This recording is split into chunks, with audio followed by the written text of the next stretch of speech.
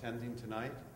I am David Scheffer. I'm the Mayor Brown Robert A. Hellman Professor of Law and the Director of the Center for International Human Rights here at Northwestern University School of Law in Chicago.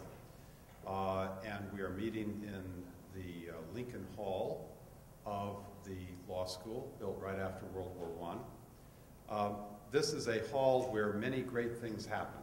Many great speeches are delivered.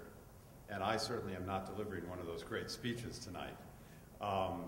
But we do have a very significant event occurring here tonight. It is a book launch of a very, very important book. And I'd like to bring you into that story a little bit. Markus Funk, the author of this book, returns to Lincoln Hall today, where he sat as a law student not that many years ago to present to the world his path-breaking book, Victims' Rights and Advocacy at the International Criminal Court. Now, I like to introduce pioneers, and I like to read pioneering documents and books. Today, we have both. Markus works in the U.S. Department of Justice, specifically in the U.S. Attorney's Office in Chicago. In fact, he received the department's Attorney General's Award, the John Marshall Award, in 2008. That happens to be the Department of Justice's highest trial performance award. He earned it prosecuting the landmark mob murder racketeering conspiracy known as Operation Family Secrets. Now that is pioneering work and appropriate recognition for it. But for me, he's also a pioneer as a U.S. government employee who had the intelligence, foresight, and guts to research and write a very practical book about how to litigate before the International Criminal Court, in particular for the rights of victims of atrocity crimes. Legal representation of victims is a major feature of the International Criminal Court, and the sky's the limit on how it will evolve in the years ahead. The other pioneering aspect of this book, of course, is that it is the first to explain in great depth how to represent victims before the International Criminal Court.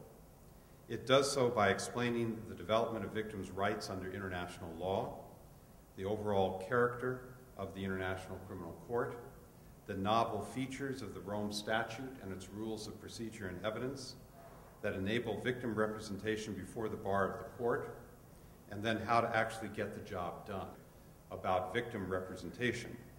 But neither of those courts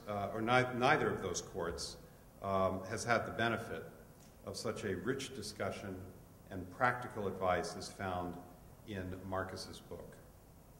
I spent years negotiating what was ultimately boiled down to a couple of provisions in the Rome Statute and a few more in the rules of procedure and evidence on the matter of victims' rights.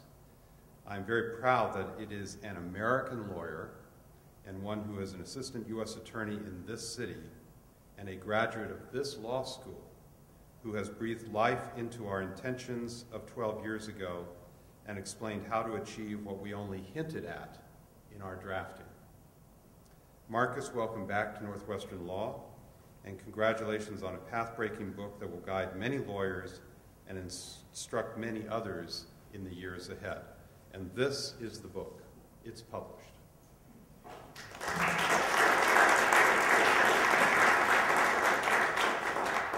Let me first thank, obviously, David for his very kind words.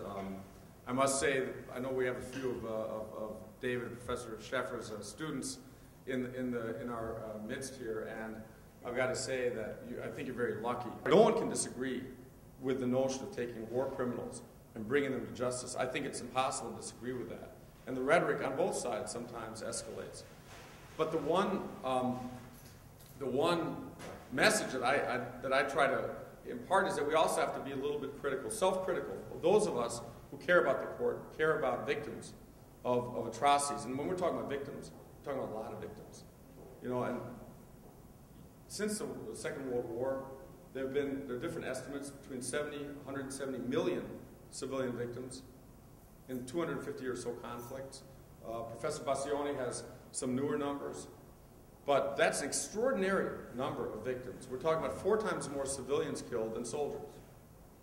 And those of us who've worked in environments where you see the direct victims, indirect victims of these kinds of crimes, is that there's nothing more important than helping the people who've been harmed in this manner. And when we see the court there, we should look at the court and say, how can we, all of us, I mean, many of you are lawyers, many of you are people involved in the business community, what can we do to make a difference there? And by looking carefully at the court, and also holding people accountable, holding the court accountable, not just saying, hey, you're doing great things, you know, I'm not going to criticize you because you're doing great things or because for political reasons it's not a good idea to criticize the court. My personal view is that we should all get involved and learn about the court and see how can you improve the performance, how can you make it better for the victims of atrocity crimes. It's 7:10, guys. It's Friday evening. I am entirely impressed at how many people showed out here. Marcus, this is a success for you. I'd like everyone who is here tonight to give very serious thought and then action to buy Marcus's book. It's published by Oxford University Press, if not in hardback, when it comes out in paperback. I think you'll find it, obviously for many of you, a very, very useful book. Thanks to all the judges and other professionals who made it here this evening. I hope this is not the end of your Friday evening, but only the beginning. And Marcus, congratulations. We're so very proud of you. Thank you very much. Thank you.